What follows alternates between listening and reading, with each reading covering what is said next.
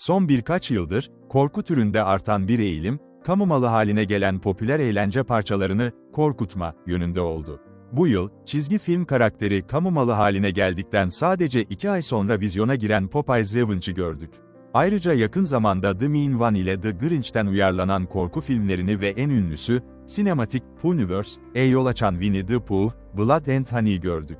Bu projeler, isim tanınırlığı konusunda endişelenmeden düşük bütçeli korku filmlerinin yapılması için nispeten ucuz bir yoldur.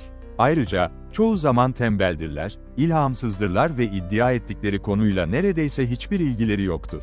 Disney'in Steamboat Willie'sinin 2024'te kamu malı haline gelmesiyle birlikte ortaya çıkan en ilgi çekici sorulardan biri, hem bu genellikle davacı şirketin ikonik maskotunun halka açık hale gelmesine nasıl tepki vereceği hem de artık herkesin teorik olarak kendi Mickey Mouse filmini yapabileceği bir zamanda nasıl kullanılacağıydı. Ücretsiz kullanıma sunulduktan hemen sonra Mickey'nin birkaç bütçesiz korku filminin yıldızı olması ve farenin iyi adının gerisinde kalması şaşırtıcı değil. Geçtiğimiz yıl The Mousetrap'i izlemiştik ve devam filmi de yapım aşamasındaydı. Bu yıl ise en azından arkasında biraz daha fazla korku geçmişi olan Screamboat'ı getiriyoruz. The Mean One'ın yönetmeni Stephen Lamort'tan ve Terrifier'ın Art the Clown'u David Howard Thornton'dan katil Steamboat Willie rolünde, Screamboat en azından standart bir nakit para kazanma filminden biraz daha iddialı hissettiriyor, bunun hala açıkça ne olduğu belli olsa da. Bununla birlikte, Screamboat bu eğilimin durması gerektiğine veya en azından halkın gözünde neredeyse bir asırdır parodisi yapılan bu mülkle ilgili daha fazla şey yapılması gerektiğine dair bir kanıt daha. Screamboat nedir? Staten Island feribotunda bir gece, uzun süredir kapalı olan bir kapak açılır ve katil bir fare serbest bırakılır. Feribot hareket ederken, geminin kaptanı kısa sürede öldürülür ve yolcular çılgın, katil bir fareyle birlikte suda mahsur kalır.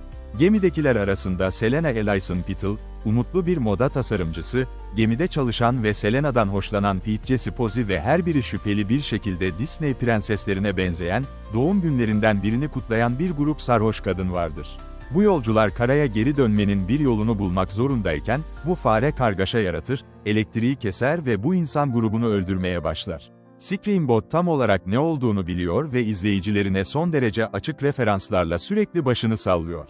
Örneğin, sarhoş Disney prenseslerinden esinlenen doğum günü kutlayıcıları grubunda, Aladdin'in Jasmine'inden açıkça modellenmiş olan ve arkadaşlarından birine, Doll Whip adlı bir dansı nasıl yapacağını gösteren bir etkileyici olan Jazzy Punambası var. Ya da bir karakterin, "Bu gece aşkı hissedebiliyor musun?" diye sorduğu bir seks sahnesi var, belki bir karakter Peter Pan gibi giyinmiştir ve bununla hiçbir şey yapılmamıştır ya da feribotta uyuyan yaşlı bir adam sadece, "Ölüler masal anlatmaz," demek için içeri girmiştir. Mizah, Kaptan Amerika'nın, "Bu referansı anladım," memesi seviyesindedir ve bundan daha iyi nadiren olur.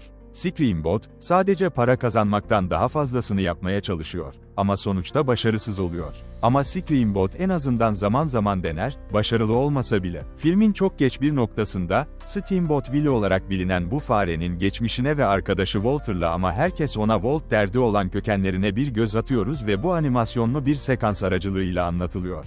Akıllıca bir anda, bir kişi, 90 yıl sonra, sonunda halkın içinde, diyor ve ardından, her şey geri dönüştürülüyor, diyor. Eğlenceli bir göz kırpma ve bu gülünç filmde Screamboat'un daha çok kullanabileceği türden bir öz farkındalık. Yine de, bu kamusal alan korku filmlerinin çoğunda olduğu gibi, gerçek fikri mülkiyetin dahil edilmesi neredeyse alakasız görünüyor.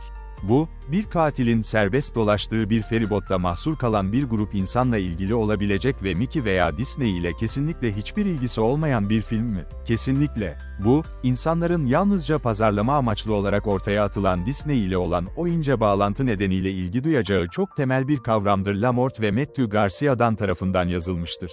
Tekrar ediyorum, bu tür korku filmlerinin çoğunda olduğu gibi, sevilen bir karakteri vahşi bir katile dönüştürmede bolca potansiyel vardır. Screamboat, çağdaşlarının çoğu gibi, sadece yorucu göndermelerde bulunmaktan ve bunların var olduğunu belirtmekten başka pek bir amacı olmadan karakter, yolculuk, şarkı, film adlarını gelişigüzel bir şekilde eklemekten fazlasını yapmak için çok tembeldir. Terrifier filmlerine çok benzer şekilde, Screamboat'ın en iyi yanı, Steamboat Willie rolünde kesinlikle çılgına dönen David Howard Thornton'dır. Bu, doğası gereği saçma bir performanstır, çünkü bu katil, teknedeki diğer herkesin boyutunun bir kısmı kadardır ve elbette, sesi Mickey Mouse'dan çok çılgın bir Elmo'ya benzer, ancak kesinlikle Screamboat'ın en eğlenceli yönüdür.